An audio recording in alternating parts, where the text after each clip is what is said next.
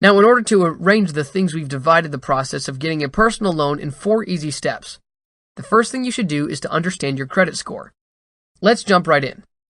The better your credit score is, the higher your chance for qualifying for a personal loan and a lower interest rate. Check out our loan pre-qualification calculator.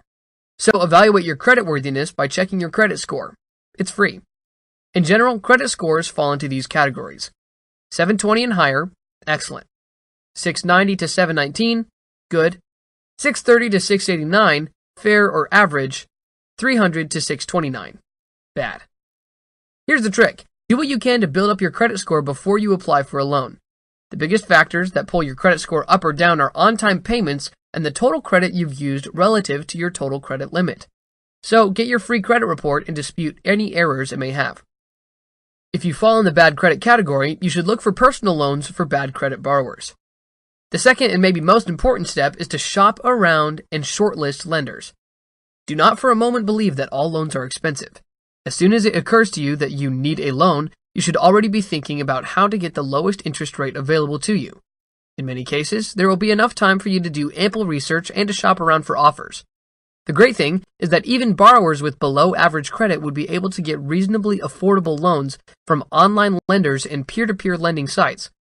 However, if you can survive without having to obtain a payday loan or an installment loan, you're much better off. One thing is for sure. To get a traditional lender to lend you money, you need to have decent credit. If you're getting a personal loan from a bank or a credit union, you may be able to swing for a lower rate if you go by way of a secured loan. Of course, you'll have to offer some form of security or collateral to back up your loan. It could be your savings account, the title to your car, or your home equity.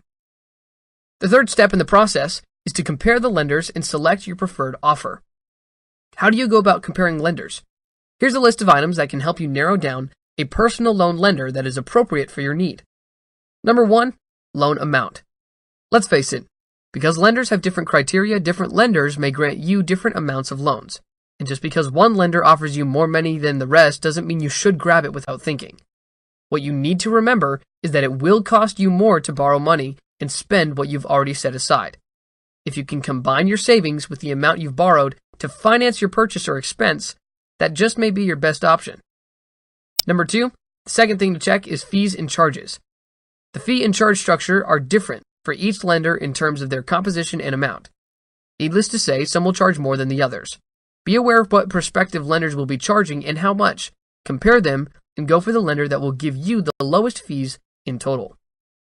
Number 3, loan terms and conditions are another important aspect.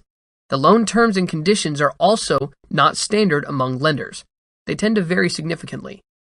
Do they charge a fixed rate or is there an option for a variable rate? Is there a fixed repayment term? Is there an early payment penalty? Find out every little detail of the loan you are planning to take out. The last thing to check is the lender legitimacy.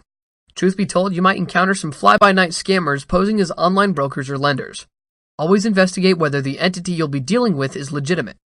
Do some research and read online reviews. Some people might report of encountering problems or bad experiences with that specific lender.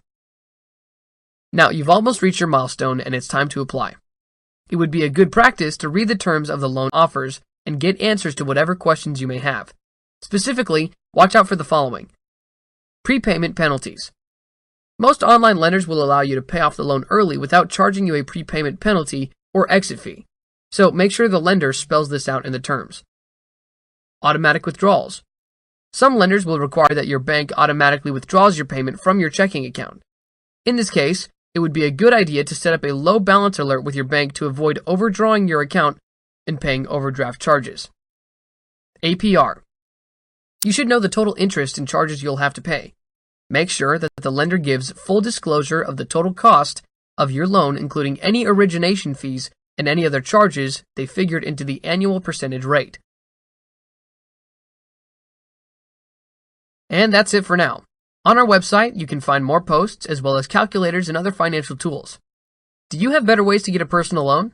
We would love to know your thoughts, so feel free to share them in the comments below. I hope you enjoyed this, and don't forget to subscribe to our channel on YouTube to get more free financial education videos.